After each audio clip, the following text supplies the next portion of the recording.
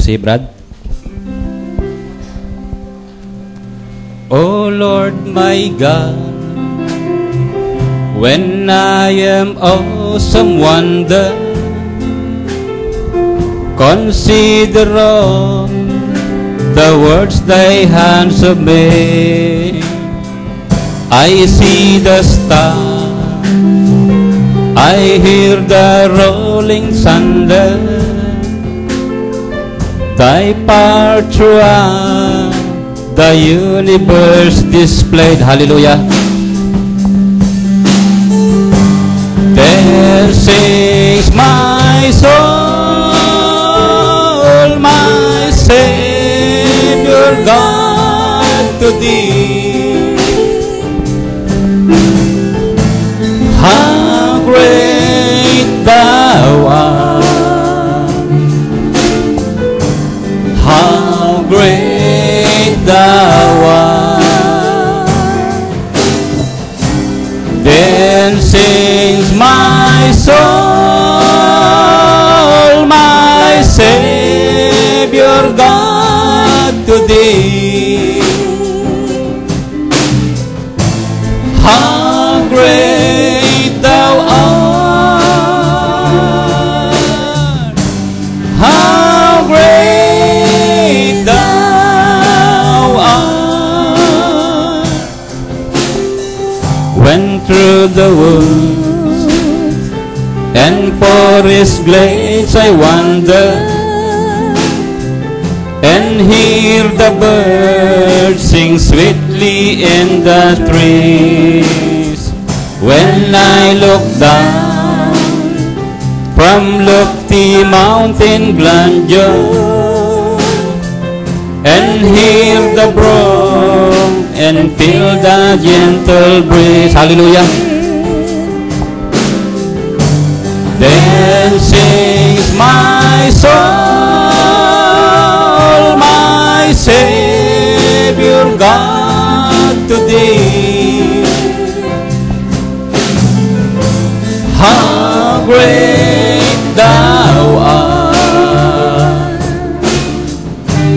how great thou art.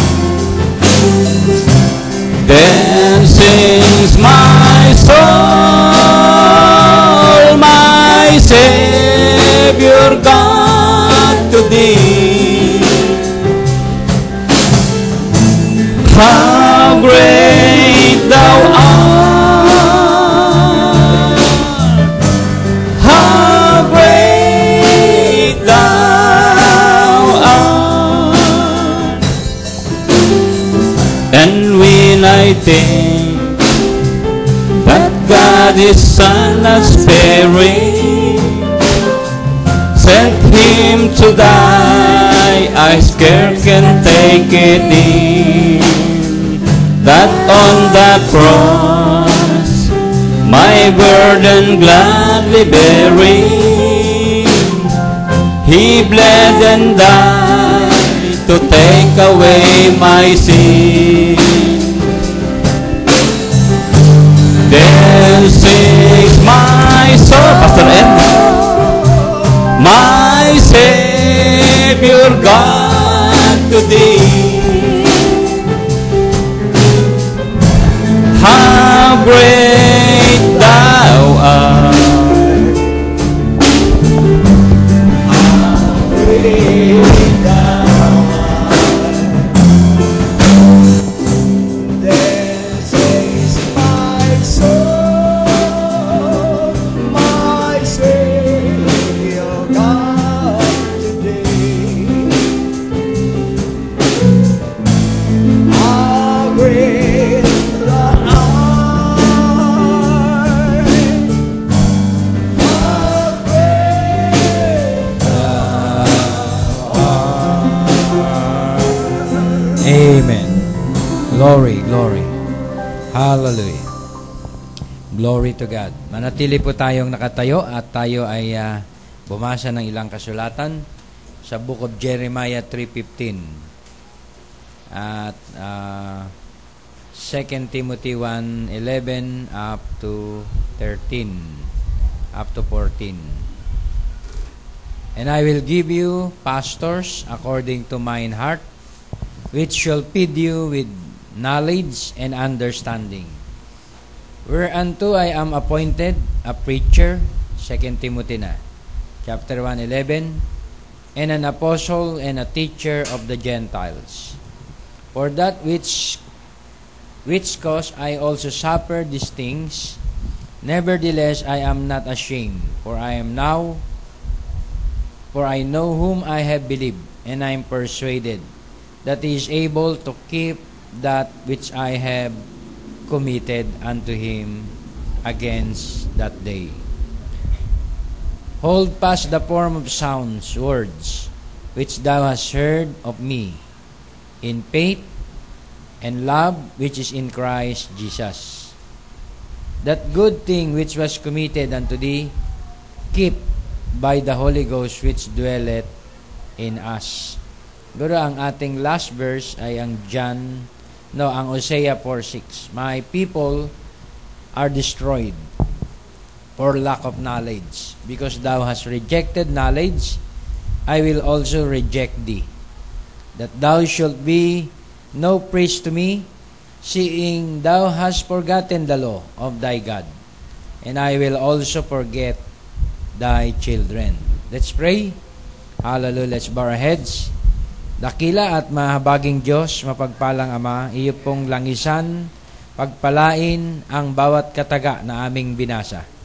Ikaw nawa ang patuloy na maghayag, hallelujah, at magbigay ng kaliwanagan sa bawat talatang ito na aming bubulay-bulayin. Gamitin mo po ang iyong alipin, Lord, na maging blessing sa munting sandaling ito, Lord. At ang salita mong ito'y maging kalakasan, maging kaunawaan sa bawat isa sa amin. Ikaw po ang manguna at magpahid sa bawat mensaheng ito, Panginoon, at ikaw ang sumagot sa lahat ng mga katanungan at pangangailangan ay patuloy mo ring tugunin, Panginoon. Alalahanin mo, Lord, siyasatin mo ang bawat isa sa amin, ang aming mga puso, pag-iisip. O Diyos, sa iyong harapan ay iyo pong sagutin ang lahat ng mga katanungan at kabalisahan na masumpungan mo sa aming buhay. Salamat sa iyo, Lord, sa mga talatang ito. Nawa ang biyaya mo ay sumaaming lahat. Thank you, Lord. In Jesus' name we pray. Amen and amen. Tayo po'y makaupo na. Gandang gabi sa lahat ng mga bride of Christ. At ito po ay midweek. At kadalasan po ang midweek ay dala-dala natin yung tinatawag na tawag dito yung pagod, di ba? Yung mga stress sa bahay, sa trabaho. At I believe na ang midweek po ay dito tayo sa sahod ng kalakasan. Sahod tayo dito ng kaunawaan sa ating Panginoon upang ang pakikipagbaka natin ay maging matagumpay sa buong sanlinggo na ating pakikibaka. Kaya nga, sabi ng Panginoon kay Joshua, bulay-bulayin mo ang aking mga salita. Diba? At dito'y masusumpungan mo at ipaprosper niya ang iyong lakad. Amen? Kaya napakalaga po, mga kapatid, na tayo ay guided ng salita ng Diyos. Diba? Kaya nga, kung hindi pa tayo napapakain ng lubusan sa salita ng Diyos, ay magkakaroon tayo ng kakulangan, di ba, sa ating pamumuhay. Magkakaroon tayo ng kakulangan sa ating patutuo at manifestasyon. Kaya kinakailangan tayo mapakain ng lubos sa bawat salita ng ating Panginoon. Hallelujah. Ang Diyos ay mabiyaya sapagkat sa lahat ng kanyang pinili at hinirang, ang Diyos daw ay magkakaloob ng mga karunungan at kaunawaan. Magbibigay ng mga pastor after mine heart, saith the Lord, which shall feed you with knowledge and understanding. Kaya, yun po mga kapatid, kung ikaw ay bride, ang Diyos ay magpo-provide sa iyo ng tinatawag na message for your day and age. Magbibigay siya ng tinatawag na mensahe sa iyo. Ang mag-reject naman sa knowledge, Hosea 4:6, my people are destroyed for lack of knowledge. Because thou hast rejected knowledge, I will also reject thee. Bakit po i-reject ng Diyos? Nag-reject ng knowledge. Dahil ang knowledge ay attribute of God. Diba? Ang knowledge of God, ang Word of God ay attribute, bahagi niya. Pag nireject mo yung bahagi niya, sabi niya, I will also reject thee, that thou shalt be no priest to me, seeing thou hast forgotten the law of thy God. I will also forget thy children. Damay, di ba? Pati anak. Di ba? Kapag ikaw ay tinatawag na lumimot, di ba? Sa kanyang mga salita, lilimutin kanya pati ang iyong mga anak. Oh, glory to God. Kaya napakahalaga, mga kapatid, na tayo ay manatili. Amen. Sa tinatawag na kaunawaan. Sabi ni Paul, gayama't kami o isang anghel, ang mangaral sa inyo ng iba sa amin ang ipinangaral, di ba? Ay inyo kaming, di ba? Sino mang mangaral ng iba sa aming pinangaral ay inyong itakwil. Kapagkat yung iniaral ay kaunawaan.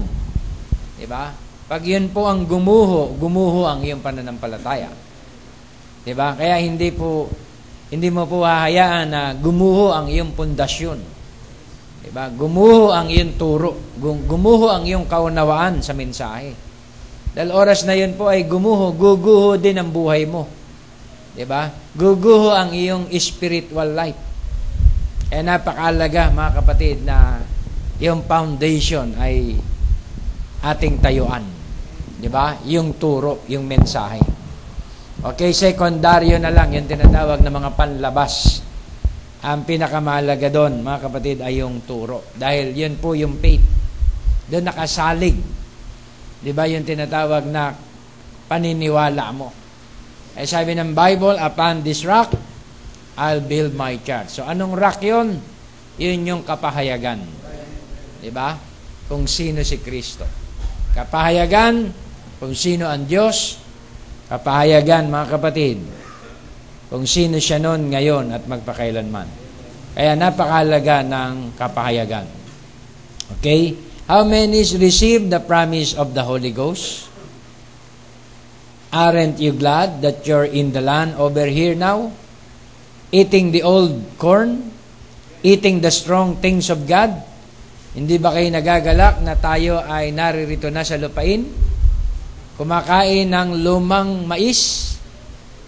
Kumakain ng mga matitibay na mga bagay ng Diyos at tumanggap ng maliwanag na kaunawaan? Amen. Hallelujah. Your spiritual mind is also unmuddled up. Amen. You know exactly who He is. Ang spiritual mong pag-iisip ay naalisan na ng tinatawag na kulapol. Diba? Yung tinatawag na lambong o takip. Alam mo na eksakto kung sino siya. Alam mo na eksakto kung ano siya. At alam mo na eksakto kung saan ka pupunta. Kasi marami po mga taong confused, saan ako pupunta? After this life. Diba? Is there life after death? May mga question, mga kapatid, na confused, mga kapatid, ang maraming mga tao. Dahil wala silang maliwanag na kaunawaan. Alam mo kung saan ka galing. Alam mo kung saan ka paroroon. Diba? At higit sa lahat, alam mo kung sino siya noon, ngayon, at magpakailanman. Yun ay clear understanding. You know exactly all about it.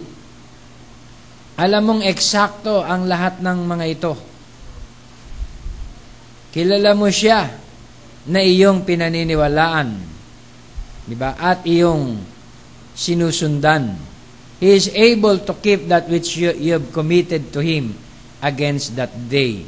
Siya ay may kakayanan, di ba? Na ingatan ka sa Kanya sa araw na yon. Amen? Kaya kung ikaw ay mananatili sa tinatawag na kapahayagan, anong sabi ng Diyos kay Joshua? Joshua, kung mananatili ka sa aking salita, hindi ka kakaliwa o hindi ka kakanan, ay kakasihan kita sa iyong lakad.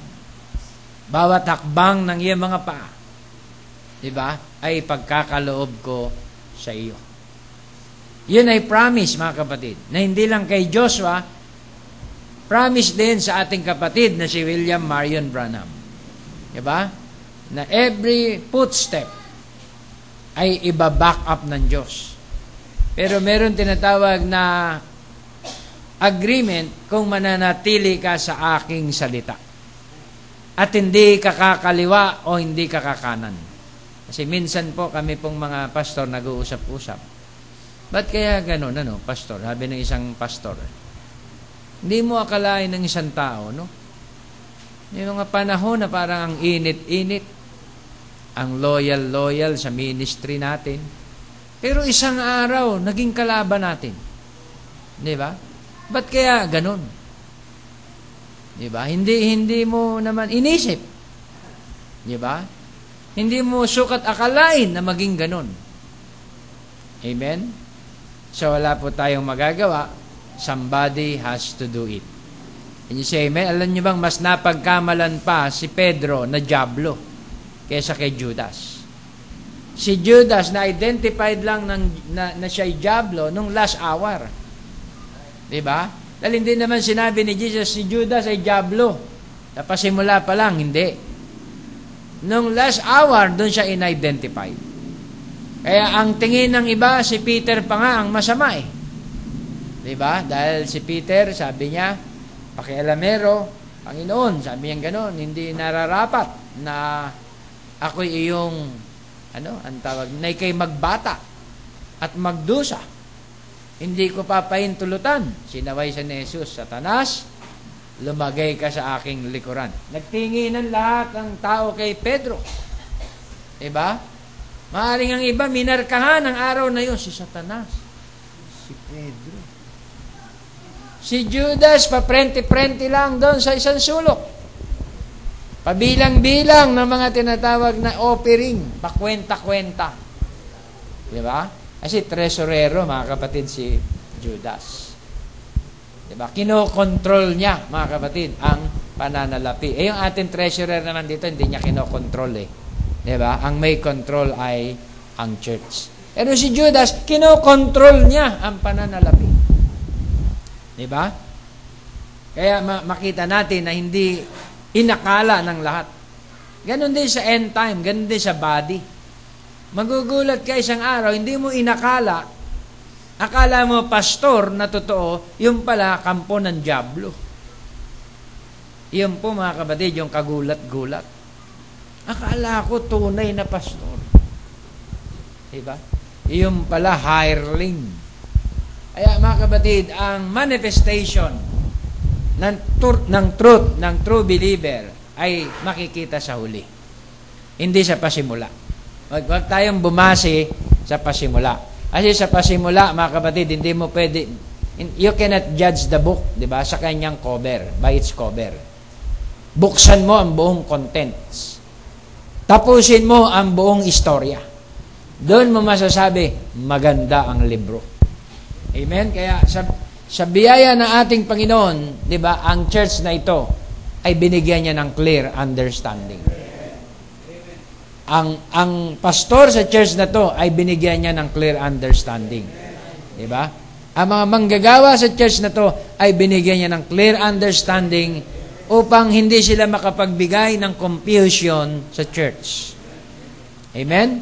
Kaya ang mga membro na pinagkalooban na ng Diyos ng clear understanding, wala ng confusion. They know all about it. Can you say amen?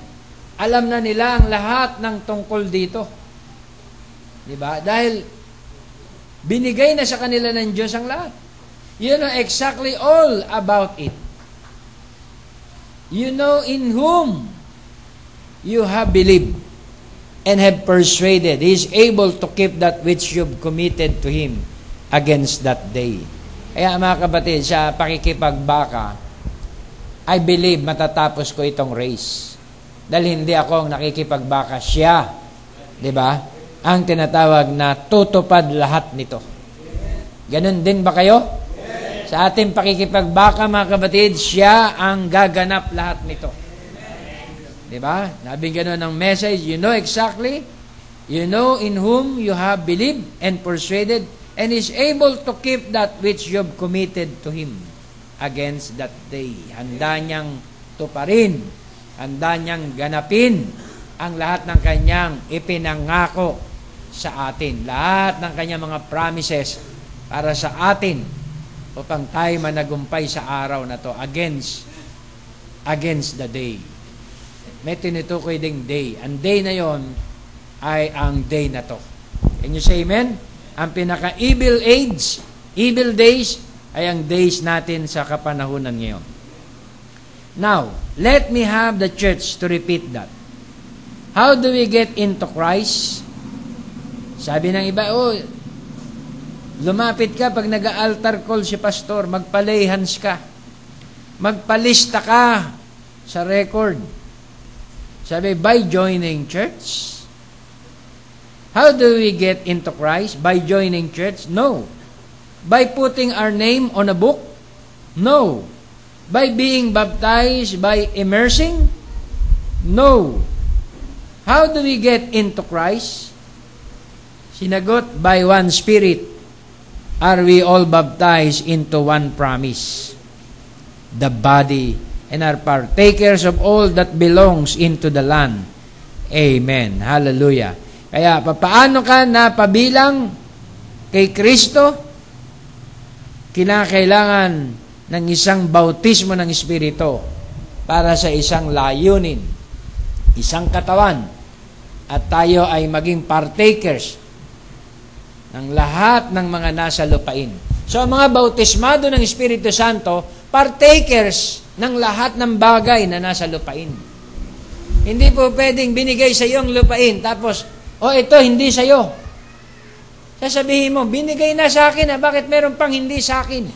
Ay kung binigay na sa atin ang lupain, ang promised land, ang lahat ng nasa lupain, atin. Amen. Hindi ka mangingiming i-claim. Can you say amen? Yun ang message. I like that. It wasn't hoarse. I could shout, when I get in this land, it's mine. I'm home now. I'm in Canaan. I'm subject to anything God wants to use me for. Dapat ganon. Ang isang believer, we're all subject. Di ba? To anything God wants to use us. Di ba? Hindi po tayo magre-react, hindi tayo magre-reklamo. Dapat magpa-subject tayo sa lahat ng mga bagay na gustong ipagawa ng Diyos para sa atin. Amen. Dahil nasa lupain ka na eh. Amen?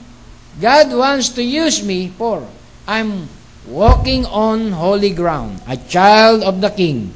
All robed and ready, I've come out of Egypt, come up through the promised land and stood the trials, passed over Jordan into this blessed promise. Oh, how did I get it? By one Spirit. The same way Paul got it, acted on me the same way it did on him. Same way it did on you. By one Spirit. We are all baptized, not sprinkled, just a little sprinkle of it. I feel pretty good. But immersed under, all under to be swim under. Okay, under in the Holy Ghost. That's the promise. Kaya tinubog, nilubog, pinalangoy. Di ba? Sa tinatawag na kapunuan ng Espiritu na ipinangako. Another, thy word we know, thy word is truth. And there is no other truth outside of that.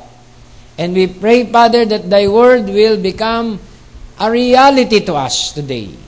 For it is written, in the beginning was the Word, and the Word was with God, and the Word was God, and the Word was made flesh and dwelt among us. The same yesterday, today, and forever. And He told us that the works that He did, He will do also, because His life is in us. And we pray, Father, that this will be a clear understanding with all of us. this morning. And if we should profess this morning that the Shakespeare live in us, we know we will do his works, composing poems. If the works or the life rather of Beethoven live in us, we will be a Beethoven. We will compose songs.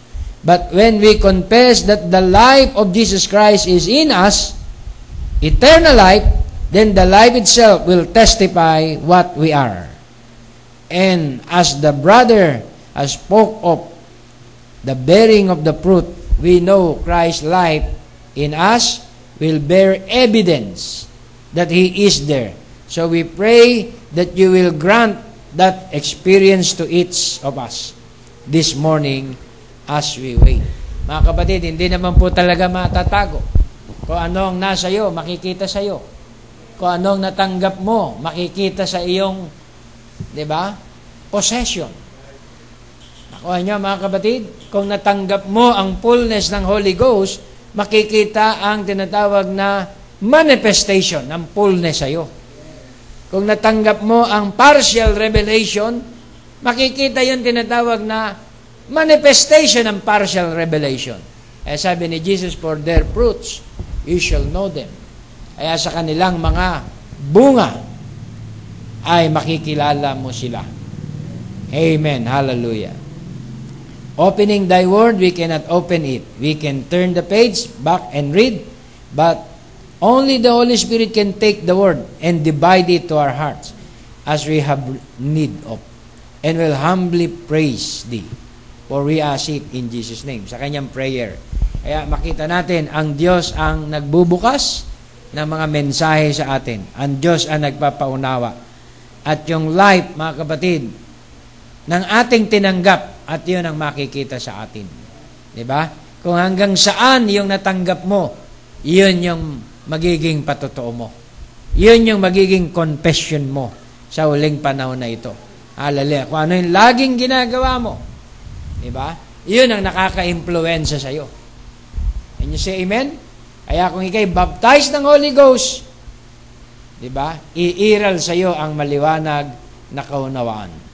Now, sa Smyrna Church, to understand what I have just said is to clear up why students have never ever found Paul saying at any time, be born again, and then be spirit-filled.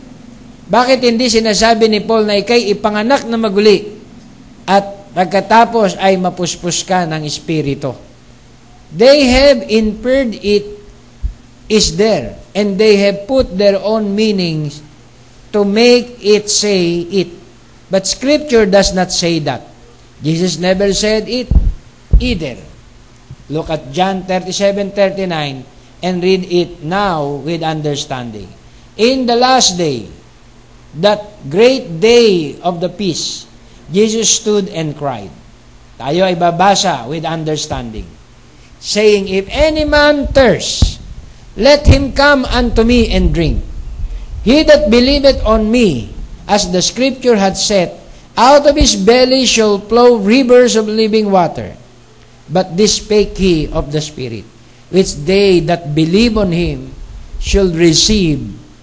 For the Holy Ghost was not yet given, because that Jesus was not yet glorified. Malinaw, diba? Na magkahiwalay yung paniniwala at saka yung tinatawag na baptism ng Holy Ghost. Naniwala ka muna, diba?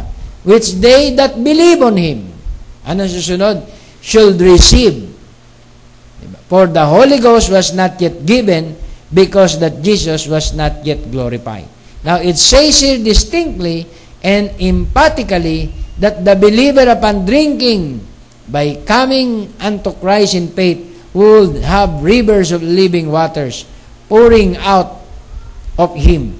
And it places this experience at Pentecost. Kaya yun ay succeedingly dumating after na sila'y maniwala, nangyari yun sa day of Pentecost. Now, it says here distinctly and emphatically that the believer upon drinking by coming unto Jesus in faith will have rivers of living waters pouring out of him, and it places this experience at Pentecost. If thou knewest the gift of God, and who it is that said to thee, Give me to drink, thou wouldest have asked of him, and he will have given thee living water. But whosoever drinketh of the water that I shall give him shall never thirst. But the water that I shall give him shall be in him a well, water of springing up into everlasting life. Kapag ikaw tumanggap na ng Holy Ghost, hindi ka na mauuhaw. Hindi mo na sasabing, naubos ang aking langis. Mali yun. Yung foolish virgin sa Matthew 25, hindi naubusan ng langis. Walang langis. Can you say amen? Dahil ang langis ng Diyos, hindi nauubos. Ang sino man tumanggap nito, sabi sa Bible, ito ay katulad ng tinatawag na well of water springing up into everlasting life. Pag sinabing bukal, di ba? Malilimitahan mo ba ang bukal? Di ba? Parang tubong tumagas yun. Daig pa yun, nawasang tumagas. Dahil bukal yun, hindi humihinto. Kinausap ni Barbanam one time yung bukal. By revelation, sumagot yung bukal. Sabi niya, bukal ng tubig.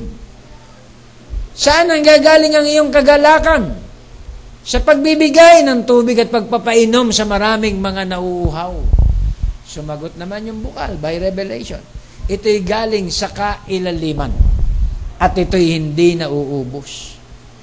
Ganun daw ang Holy Ghost, mga kapatid. Can you say amen?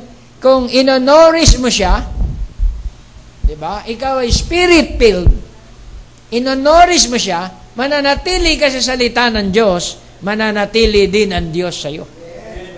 Diba? Sabi, grieve not the Spirit of God, whereby you are sealed. Selyado ka na. Diba? Iingatan niya ang lahat ng kinomit niya sa iyo against that day. Diba? Ipipreserve ka niya ron. Pero kinakailangan manatili ka sa kanyang salita. Manatili ka sa iyong kainitan sa pagbabasa. Pastor, bira na nga ako magbasa eh. Pagod na pagod ako. Lagi kong hawak, manibela. Pag day off pa, manibela pa rin. Halos wala na akong time, Pastor, sa spoken word booklet. Wala na rin akong time sa Bible. Yung John 3:16 nga, hindi ko mahanap eh. Sobra na yata yun, John 3:16, hindi mahanap. Diba? Why, mga kapatid? Kailangang manatili ka na ninonourish mo yung tinatawag na truth na natanggap mo. Babalik-balikan mo. Can you say amen? Yung mga na-open at na-reveal dito sa church, binabalik-balikan ko.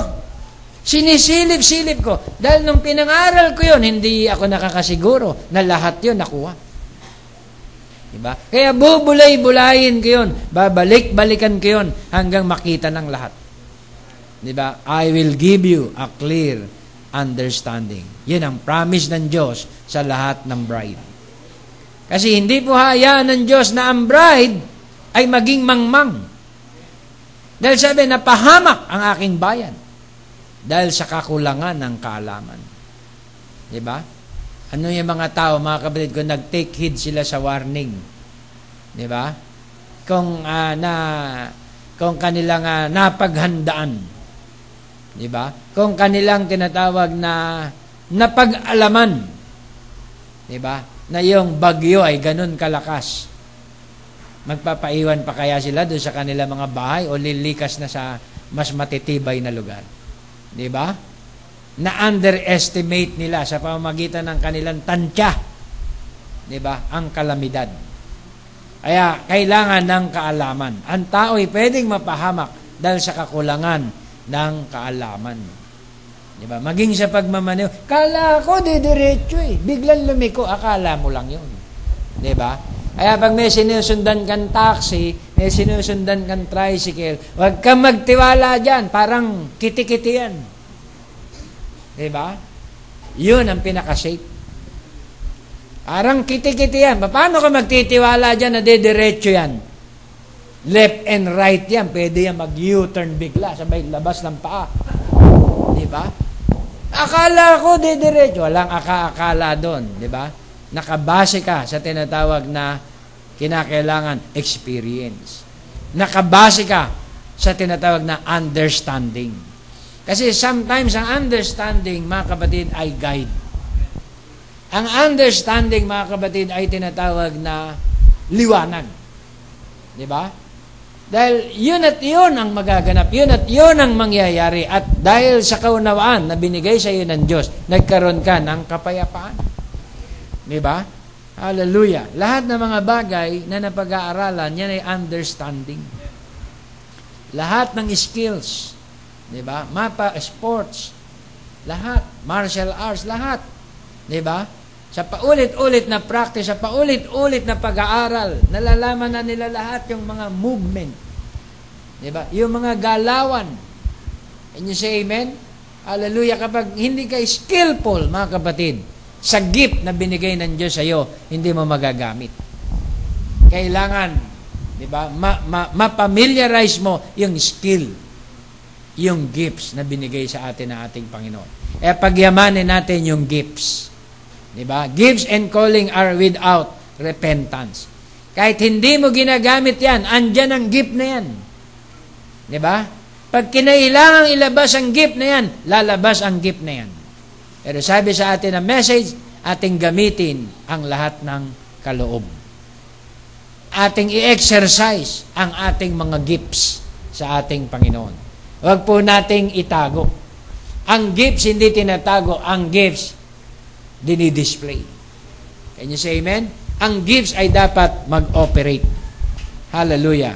Kaya binigyan tayo ng Diyos ng clear understanding kung paano natin i-manage yung gifts.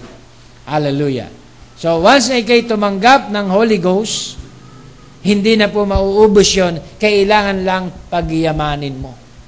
Magbasa ka at ang Diyos magbibigay sa iyo ng skills and understanding. Read the Bible, di ba? Read the scriptures. Read the message. Bulay-bulayin mo ito day and night.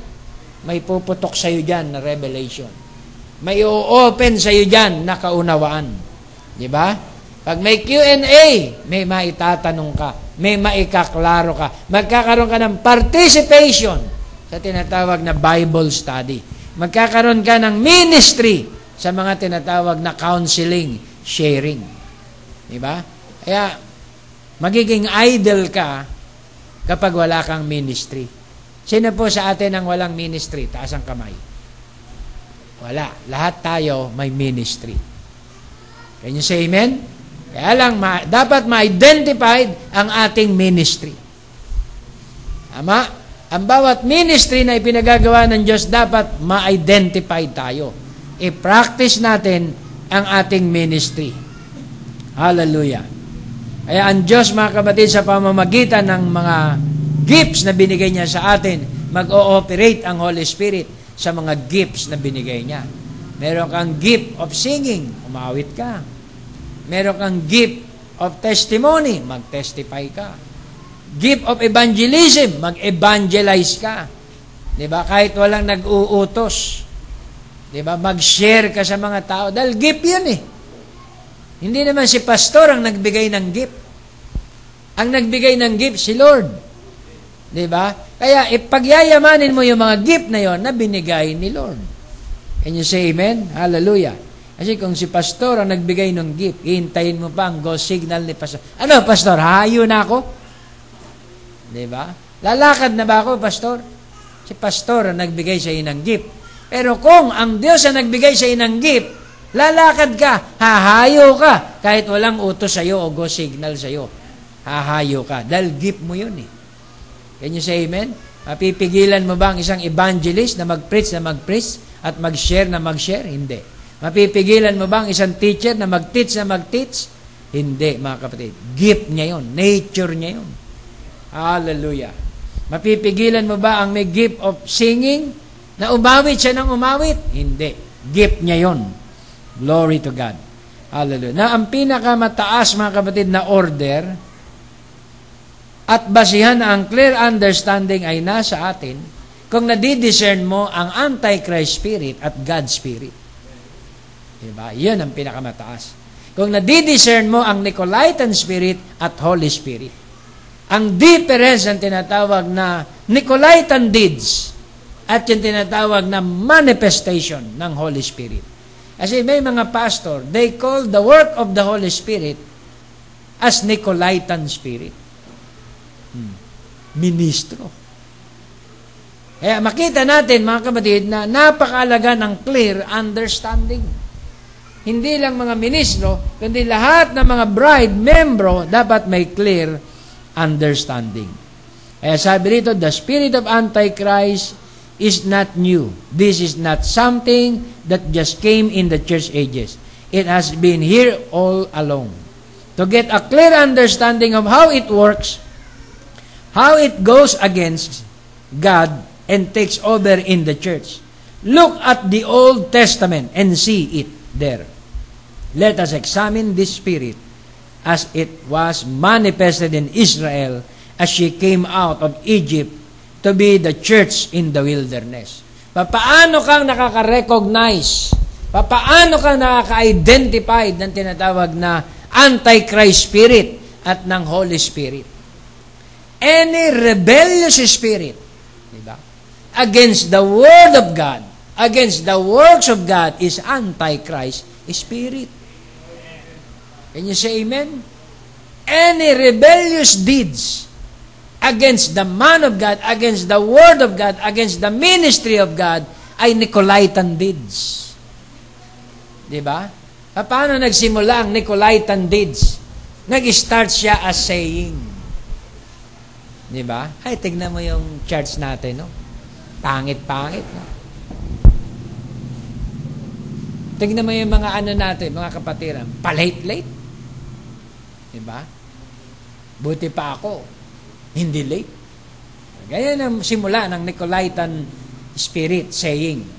Diba? O tignan mo yung ano, kumakantaw, sintonado. Tignan mo yung kanta ko, hindi sintonado. Magsisimula siya sa saying. Diba? Nagsisimula siya sa saying. Sabihin niya, at tingin ko, tayo ang pinaka great na tinatawag na singer sa buong mundo. Ayan na, nagsisimula na yung Nicolaitan saying. Diba? Yung saying, i-anoint ng Spirit, magiging Nicolaitan deeds.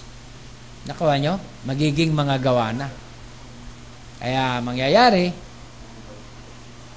uniformihan na nila yon.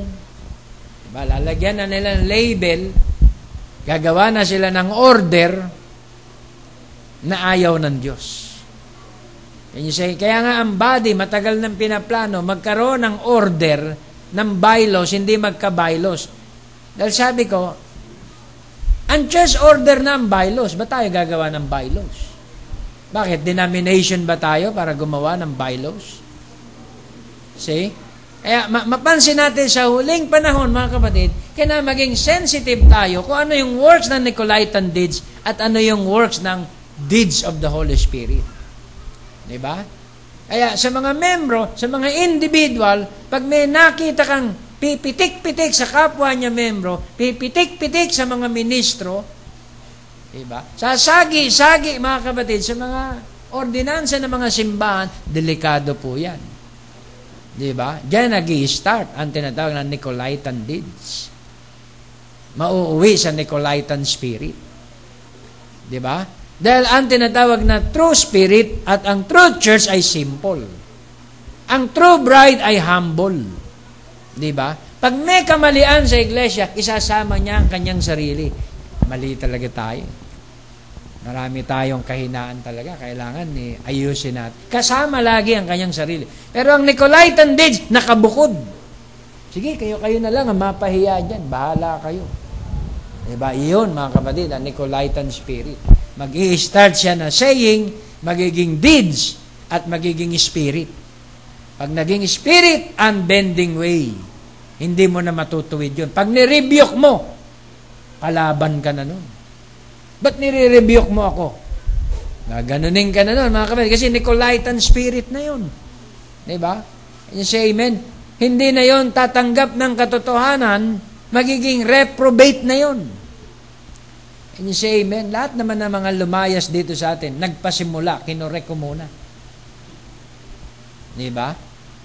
Pinlansya, kinorek, tinuruan, hindi nagpakorek. Di ba? Lahat ng lumayas dito sa atin, may Nicolaitan spirit yan.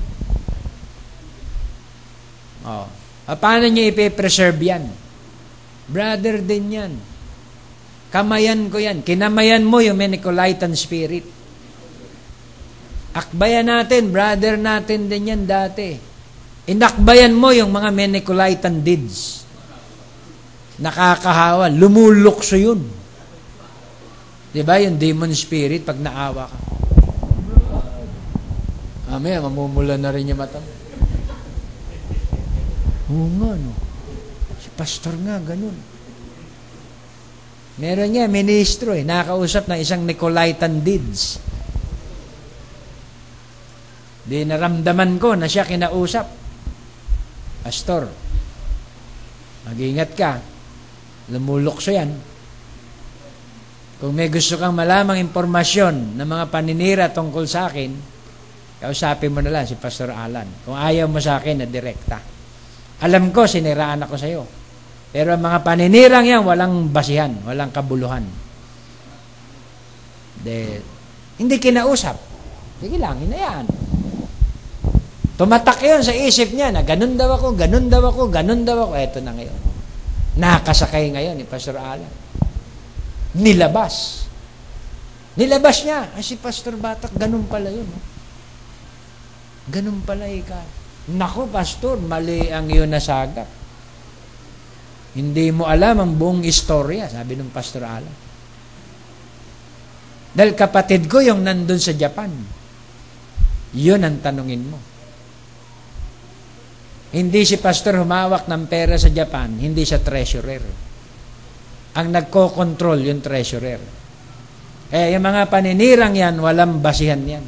Walang kabuluhan. Kinorek ni Pastor Alan.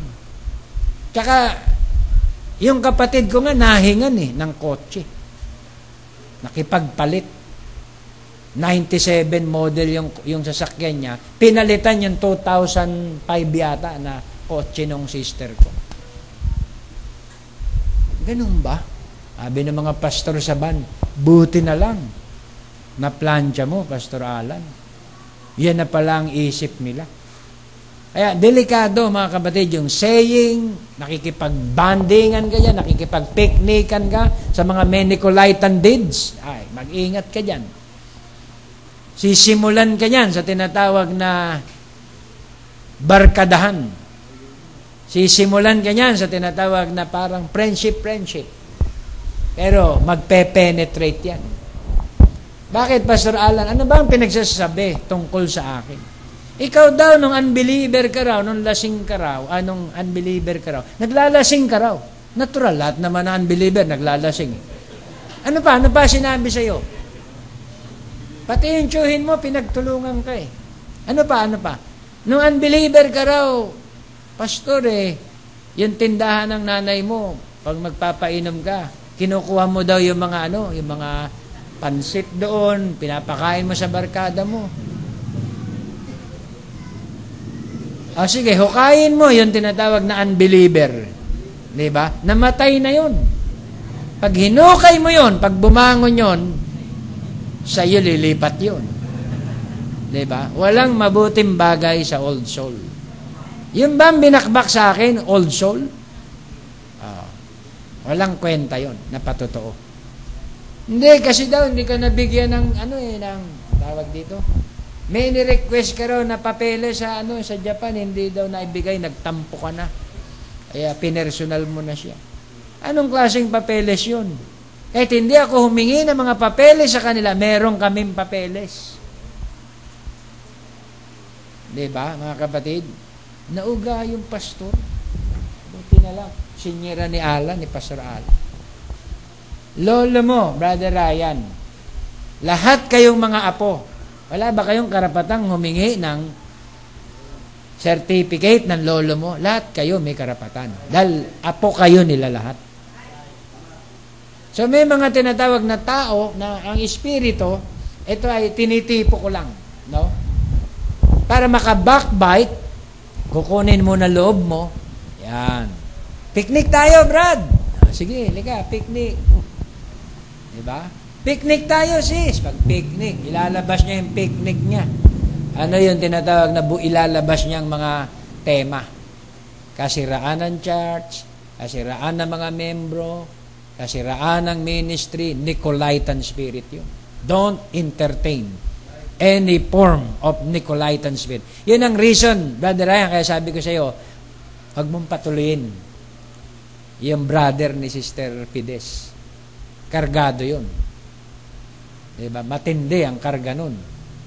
Diba? Kung gusto mo manatili sa Espiritu ng Panginoon, sa mood ng Espiritu ng Panginoon, huwag kang magpatuloy ng tinatawag na mga hindi kaisa sa pananampalataya. Ni painumin. Diba? Ni makipagbandingan sa tinatawag na mga taong kumakalaban sa truth. Ano ang tinatawag na business? Kumakalaban na sa truth. Ano pa ang business natin dalawa? Bakit? Mag-sharing ba tayo? Susuko ka ba? Diba?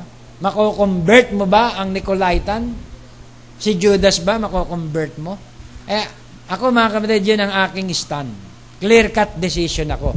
Sa mga tao na kumalaban ng minsan sa katotohanan, markado sa akin yun. Hindi mo na makikita ni anino ko ron. Bakit? Espiritu yun na paulit-ulit na lumilitaw. Can you say amen? Kaya namimili ako ng mga ministro. Napapakisamahan ko dito sa body. Dahil talamak, mga kapatid, sa huling kapanahonan na ito, ang mga Nicolaitan deeds. Ang mga Nicolaitan spirit. Kaya purihin ang ating Panginoon sa Revelation. Ano daw ang tinatawag na tunay na clear understanding? Kapag nakita mo ang two spirits na gumagalaw sa framework ng Christian Church at na-identified mo sila kung sino sa kanila ang diablo at kung sino sa kanila ang saints, angel or demons. Parehas naman sugo yan. Oo nga, parehas na sugo, pero kinakailan ma-identified mo alin ang demons at alin ang saints, alin ang angels. Can you say amen? Ay, sabi rito sa early church, hindi na rin ako magtataka. Ang early church hindi na immune sa humanism at sa Nicolaitanism. Maging sila dyan. Matatagal na yan, ha? Kaya, no doubt din, dito sa ating panahon, kahit mga minister, kahit mga preacher, hindi rin na immune. Maring dadalo pa yan, makikipag-fellowship pa. Diba? At hindi nila madidiscern. Kahit true man of God. Napakahalaga talaga ng clear understanding. Kaya mapalad tayo si Brother Branham. Pinagkalooban ng Diyos ang clear understanding. Ang pastor, pinagkalooban ng clear understanding. Ang teacher, ang evangelist, upang manatili sa truth na to na ating pinangahawakan. Sapagkat yung clear understanding, amen, ay napakahalaga upang ma-identified mo, mga kapatid, ang dalawang tinatawag na espiritu na gumagala within the framework of Christian Church. Ma-identified mo kung ano yung maliligtas pa o hindi na maliligtas. Minsan sa bahay, natulan mo yung iba mong loved ones, hindi mo alam, maliligtas pa yun. Diba? Kumakalaban lang yun sa laman, hindi pa sa salita. At hindi mo nalalapatan ng tamang salita. Can you say amen? Yun tinatawag na wala ng kaligtasan, yun namumusong na sa salita. Kumakalaban na sa salita. Can you say amen? Mabubulok na pa nun. Ganun. Diba? Magkakanana na pa. Pag kumalaban ka, pag nagka-blasphemy ka sa salita ng Diyos, magnanaknak yun. Diba? Naalala niyo, one time yung testimony ko, ang bihira. Kakatayin ako doon sa Riles, ang haba, pambaboy, nakaabang. Inaabangan akong dumaan, wala ang kamuwang-muwang. May nakapagsabi sa akin, Pastor, wag kang dadaan dun. Madilim dun, makipot. Yung taong yun, mga kapatid, yung titira sa akin, kumampi sa JIL sa denomination. Dahil nagalit siya sa pastor namin. Di ba, naikwento ko na yon. Then, in-invite ako ng pastor. Ako nag-preach, ako napagbuntunan. Nabulok yung likod nun, spinal cord, inuud. Si Canuto, kilala niyo, nabulok yun. Ganun bumuwelta ang Diyos. Dito rin, mga kapatid, hindi rin nagbabago yun. Yung ganun tinatawag na nature. Kaawa-awa, mga kapatid, ang mga ministrong kumakalaban. Meron dyan sa Facebook. Talagang banat ng banat sa Facebook. Binigyan ko ng ultimatum na judgment. Okay. Sige, unfriend mo na ako, unfriend na kita. Abangan natin ang judgment natin pareho. Diba? Mga ilang weeks, ayun, putol ang paa. Putol. Ninanana ngayon yung paa. Kahit inoperahan na. Mabigat, mga kapatid. Mabigat sumaling. Mabigat sumalangsang, mga kapatid, sa mga pinahira ng Diyos. Membro nga lang Sa lansangin mo, anong sabi ni Brother Olding? Patay ka Oh. Membro pa lang yun. Lalo na man of God. Diba? Mahirap tumadyak sa tinatawag na matigas na pader. Kaya mga kapatid, dito po sa ating tema, napakapalad natin, binigyan tayo ng Diyos ng tinatawag na clear understanding upang perfectly ma-identify natin yung mga Balaamism, Nicolaitanism, humanism, lahat ng ism dito sa message. Jezebelism, I hope alam nyo lahat yan. Pag sinabing Jezebelism, yan yung tinatawag na religious movement na gusto niya umbrella lahat sa kanya at di ba? Kontrolin ang lahat ng mga umbrella sa kanya. Jezebelism yan. Catholicism, Jezebelism. Balaamism naman, idamay ka sa kanyang tinatawag na sin. Di ba? Sa pagsamba niya sa Diyos-Diyosan at mga festival, idadamay kanya upang ang curse, hati kayo. Hindi lang siya. Yun ang Balaamism. To offer things, sacrifice unto idol. Can you say amen? Nicolaitanism naman, conquer the laity. Meron dyan sa body. To every ministerial meeting, bubulungan yung mga pastor. Sabi ng isang pastor, hindi naman, Brad, hindi naman ganun yun. May nakarinig. May ganun, mga kapatid. Kaya, ako na nahimik na. Ayoko na magsalita. Somebody has to do it. Yung mga kumakalaban, mga kapatid, sa salita ng Diyos, kakalusin yan. Hindi lang natin alam kung gaano katagal. Kasi kung may ministry pa yan, hindi pa. Diba? Kung wala na, tapos na. Can you say amen? Kaya pray for me. Diba? Para ako si David, maraming kalaban. Though I walk in the valley of the shadow of death, I will fear no evil. Because yung Panginoon ay nagbigay sa akin ng peace of mind. Yung Panginoon na nagbigay sa akin ng clear understanding. Amen? Walang hatred sa heart ko.